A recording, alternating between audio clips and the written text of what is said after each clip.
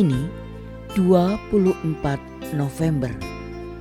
Bersama seluruh gereja Katolik, kita memperingati Santo Andreas Dunglac dan kawan-kawan.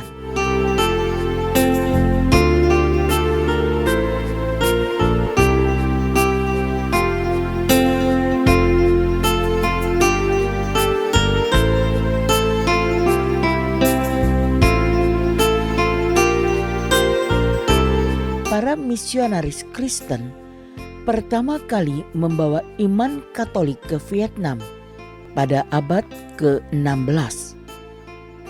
Pada abad ke-17, ke-18, dan ke-19, umat Kristiani menderita penganiayaan oleh karena iman mereka. Banyak di antara mereka yang wafat sebagai martir, terutama dalam masa pemerintahan Kaisar Minh Mang pada tahun 1820 sampai 1840. Termasuk di antara mereka 117 martir yang kita rayakan hari ini. Mereka dinyatakan kudus oleh Paus Yohanes Paulus II pada tanggal 19 Juni 1988.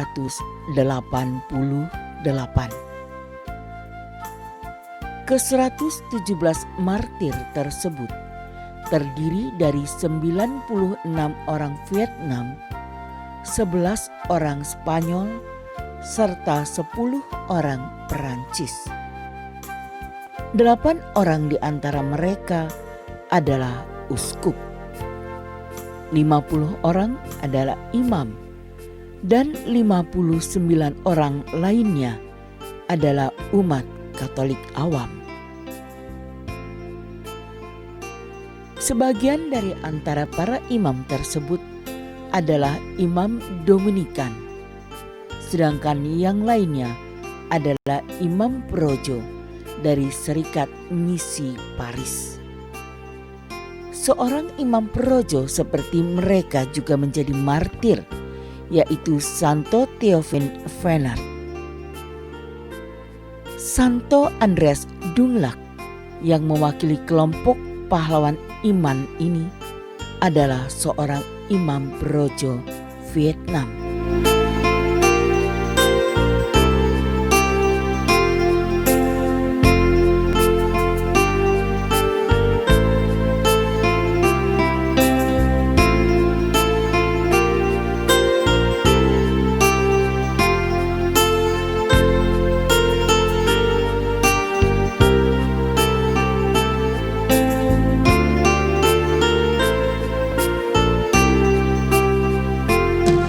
Andreas Dunglac terlahir dengan nama Tran Andung yang lahir pada sekitar tahun 1795 di Bac Ninh, Vietnam Utara. Ia adalah putra keluarga pagan yang miskin. Ketika ia berusia 12 tahun, keluarganya pindah ke Hanoi, di mana orang tuanya mendapatkan pekerjaan. Di sana ia bertemu seorang katekis dan mendapat makanan dan tempat tinggal darinya. Ia juga memperoleh pelajaran mengenai iman Kristen selama 3 tahun dan ia dibaptis di Vinh dengan nama baptis Andreas. Setelah mempelajari bahasa Mandarin dan Latin, Andreas menjadi seorang katekis dan mengajarkan katekismus. Andreas terpilih untuk belajar teologi dan pada tanggal 15 Maret 1823 ia ditahbiskan sebagai imam. Sebagai pastor paroki di Kendam, ia terus-menerus berhomili. Andreas sering berpuasa dan hidup sederhana. Ia juga menjadi contoh baik bagi masyarakat dan banyak orang ingin dibaptis. Pada tahun 1835, Andreas ditangkap pada saat penganiayaan Kaisar Min Mang, yang juga mendapat julukan Kaisar Nero dari Vietnam. Tetapi ia dibebaskan setelah anggota-anggota kongregasi yang ia layani membayar kebebasannya. Untuk menghindari penganiayaan, ia mengganti namanya menjadi Andreas Lak dan pindah ke daerah lain untuk melanjutkan karyanya. Tetapi pada tanggal 10 November 1839, ia ditangkap kembali. Kali ini bersama Santo Petrus Thi, seorang imam Vietnam lainnya yang sedang ia kunjungi sehingga ia dapat mengaku dosa. Sekali lagi, Andreas dibebaskan bersama Santo Petrus Thi dengan membayar uang. Kebebasan mereka hanya sementara. Mereka ditangkap kembali dan dibawa ke Hanoi, di mana mereka disiksa dengan kejam. Andreas Duc Lac meninggal dunia pada 21 Desember 1839 di Vietnam sebagai martir setelah dipenggal kepalanya. Pada 27 Mei 1900, ia dibeatifikasi oleh Paus Leo ke-13 dan pada tanggal 19 Juni 1988 ia dikanonisasi oleh Paus Yohanes Paulus II. Demikianlah riwayat hidup Santo Andreas Duc Lac, seorang martir dari Vietnam. Tuhan memberkati.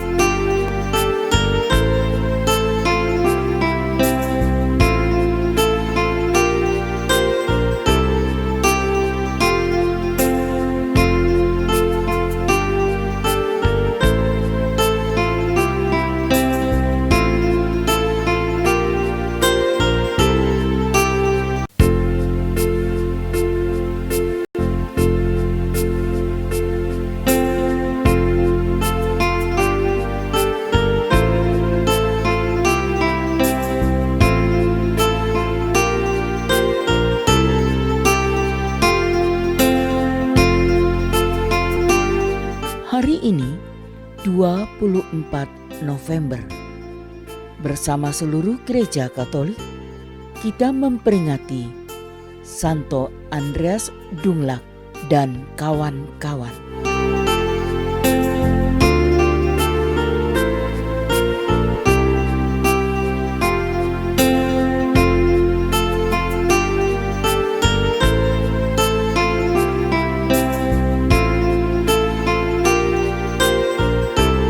Para misionaris Kristen pertama kali membawa iman Katolik ke Vietnam pada abad ke-16. Pada abad ke-17, ke-18, dan ke-19, umat Kristiani menderita penganiayaan oleh karena iman mereka. Banyak di antara mereka yang wafat sebagai martir, terutama dalam masa pemerintahan Kaisar Min Mang pada tahun 1820 sampai 1840.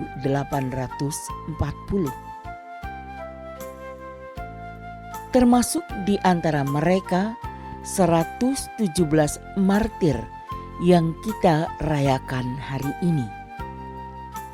Mereka dinyatakan kudus oleh Paus Yohanes Paulus II pada tanggal 19 Juni 1988.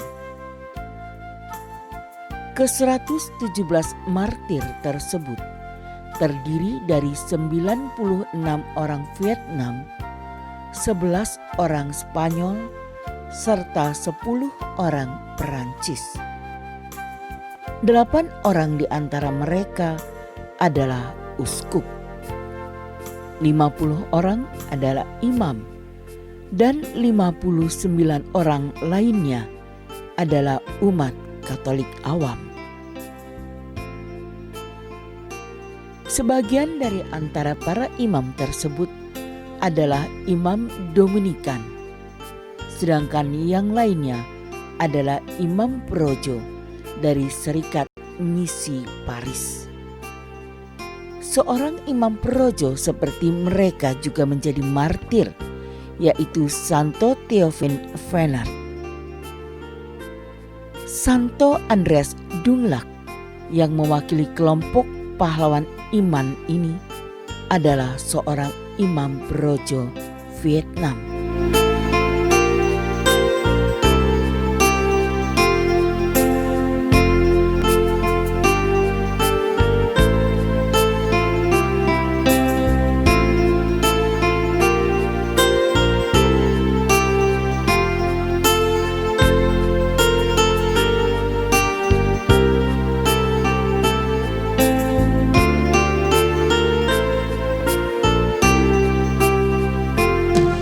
Andreas Dunglac terlahir dengan nama Tran Andung yang lahir pada sekitar tahun 1795 di Bac Ninh, Vietnam Utara. Ia adalah putra keluarga pagan yang miskin.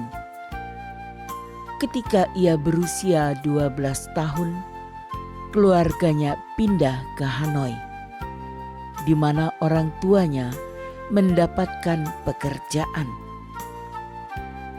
Di sana ia bertemu seorang katekis dan mendapat makanan dan tempat tinggal darinya.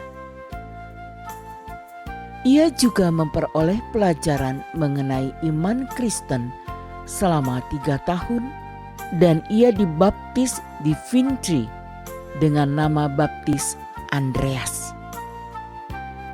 Setelah mempelajari bahasa Mandarin dan Latin, Andreas menjadi seorang katekis dan mengajarkan katekismus. Andreas terpilih untuk belajar teologi dan pada tanggal 15 Maret 1823 ia ditahbiskan sebagai imam. Sebagai pastor paroki di Keldam, ia terus-menerus berhomili. Andreas sering berpuasa dan hidup sederhana. Ia juga menjadi contoh baik bagi masyarakat dan banyak orang ingin dibaptis. Pada tahun 1835, Andreas ditangkap pada saat penganiayaan Kaisar Minh Mang, yang juga mendapat julukan Kaisar Nero dari Vietnam. Tetapi ia dibebaskan setelah anggota-anggota kongregasi yang ia layani membayar kebebasannya. Untuk menghindari penganiayaan, ia mengganti namanya menjadi Andreas Lac dan pindah ke daerah lain untuk melanjutkan karyanya. Tetapi pada tanggal 10 November 1839, ia ditangkap kembali. Kali ini bersama Santo Petrus Thi, seorang imam Vietnam lainnya yang sedang ia kunjungi sehingga ia dapat mengaku dosa. Sekali lagi, Andreas dibebaskan bersama Santo Petrus Thi dengan membayar uang. Kebebasan mereka hanya sementara. Mereka ditangkap kembali dan dibawa ke Hanoi. di mana mereka disiksa dengan kejam. Andres Dukla meninggal dunia pada 21 Desember 1839 di Vietnam sebagai martir setelah dipenggal kepalanya. Pada 27 Mei 1900, ia dibeatifikasi oleh Paus Leo ke-13 dan pada tanggal 19 Juni 1988 ia dikanonisasi oleh Paus Yohanes Paulus II. Demikianlah riwayat hidup Santo Andres Dukla, seorang martir dari Vietnam. Tuhan memberkati.